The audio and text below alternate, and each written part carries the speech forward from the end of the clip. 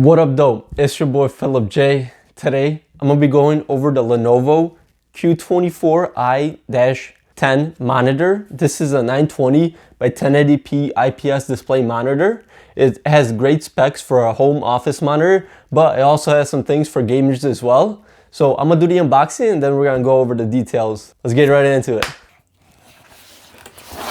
Whew. First, it comes with this guide on how to mount the monitor. It has a Lenovo limited liability booklet. Next, we have an HDMI cable, about 3 feet. It's actually good they included this, so you don't have to go out and buy a new one. We got the power cable and power adapter also for it. All right, so this is actually the mounting bracket. You attach the monitor here. You have the screws and Allen wrench. Yeah, actually it's very sturdy and it's kind of heavy too. All right, this is the base. It's very sturdy. It says Lenovo right here on the bottom. It's got some instructions in the back also. And then this is the hole that you would want to attach your mounting bracket to.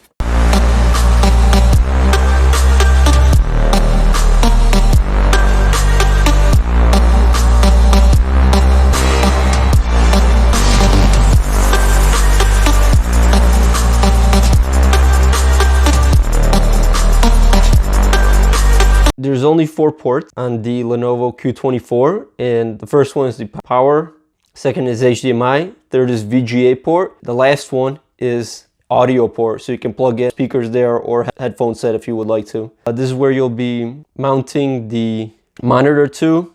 You have 5 buttons here you can use for controls. The first thing we'll want to do is assemble the mount and the base. So on the back of your actual mount here, you can rip these screws off, and then you can actually see there's holes here that will fit right in the mount, so you can just slide it in. Turn it around.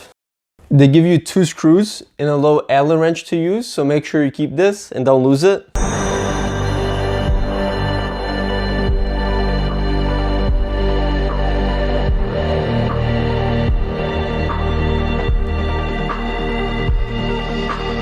Now it's ready for the monitor. Lay the monitor on its backside, get the mount, put these 2 things sticking out right here on the first 2, and make sure it's flush on the top. And once it's flush, then all you would have to do with the bottom part is just push it in. So let me show you.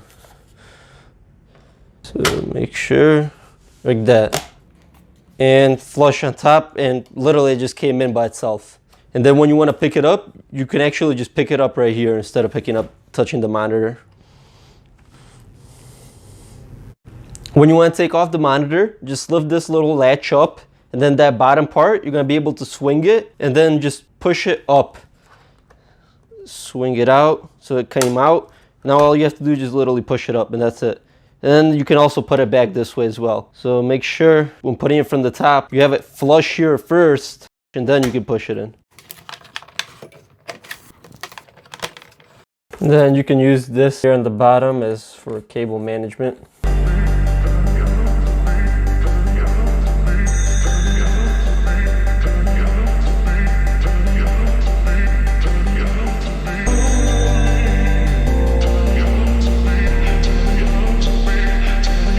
Let's go over the specs of this monitor. It's a 24-inch IPS display. It has a resolution of 1920 by 1080, refresh rate of 75 Hertz. The response time is 4 milliseconds. It has a brightness of 250 nits.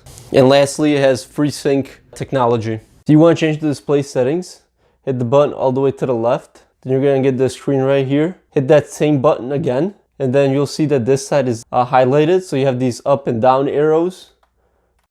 And then once you want to go to this section, you want to hit this button right here, which is kind of like enter. Then you can go through here and change whatever you want. If you want to change the brightness, just go here and then lower it down. When you're done, you want to hit the same button again, otherwise it's going to exit you out. It's not going to save it. Okay, let's exit back. Let's go to another one. So it has a blue light option, which is really nice to help you out. And then immediately you can see how it affects the screen. So this is very good when you're working at nighttime.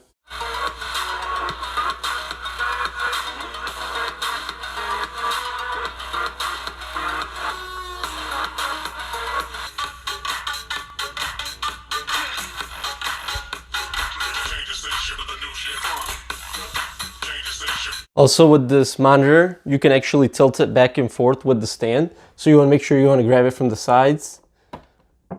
So it tilts 22 degrees backwards and then 5 degrees inward. It's not the most flexibility, but it gives you something. I would rather prefer a monitor where you can actually move it up and down and then so turn it a little bit to the left and right. I mean, you have to take what you can get for the price point. I really like the stand. It doesn't take up too much room. Usually the stands from other manufacturers are kind of just crossed and then you can't really put anything on here. At least this is smooth and it's not too tall, so you can actually put some paper or something on here. And it's also just a sleek design overall. There's not too many bezels on the side. You have this little chin where it has more of a bezel, but that's fine. I'm surprised Lenovo didn't put their logo here for a little extra touch. Overall, I mean, on the side, you guys saw it, it's relatively skinny. And the brightness on it is good. It's not great, but for a home station, it really does do the job. Overall, there's very little I don't like about this monitor. The first thing is the garbage speakers it has. As you saw earlier, I had to put my microphone right next to the monitor just so you could hear the music loud enough. While editing this video, I had to put the volume at 100% just to regularly hear my voice at like normal volume level. And it has two 3-watt speakers on the bottom, but the monitor just isn't loud enough. I actually tried switching speakers between my Lenovo laptop and this monitor and noticed a huge difference. At 40%, my Lenovo laptop was just as loud as this monitor at 100%. So that means my laptop is 2.5 times louder than this monitor. That's pretty ridiculous. The second thing I don't like is that bad ergonomic design. The way the monitor is mounted right now is just not flexible enough. You can't really move it up and down or kind of move the sides left and right. The only thing you can do is tilt it forward and backward. And sometimes that's just not enough for some people. And I understand that because when you're working, your workstation might be small and you want to fit the monitor in the best angles possible. So that would be something they could implement in this, but they didn't because they kind of just wanted the slick design.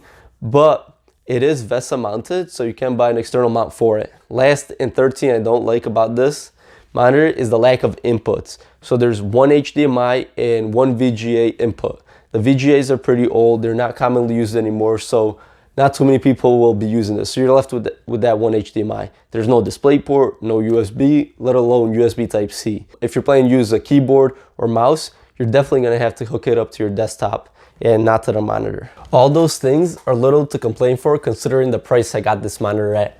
It regularly retails for $180, but I was lucky enough to find it for $100 on Black Friday.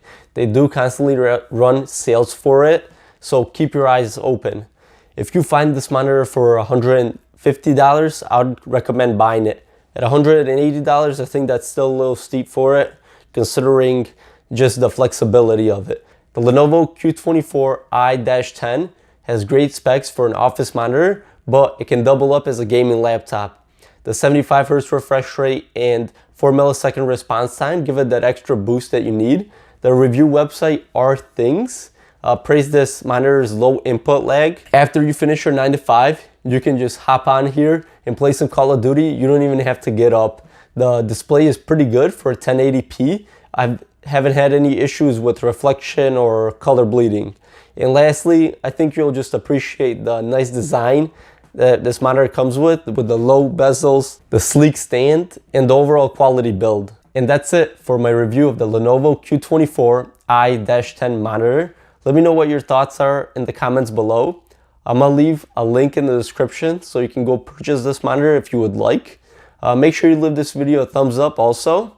And lastly, if you guys want to check out more videos related to computers and laptops for how-to tutorials or reviews like this one, make sure you check out my channel. See ya!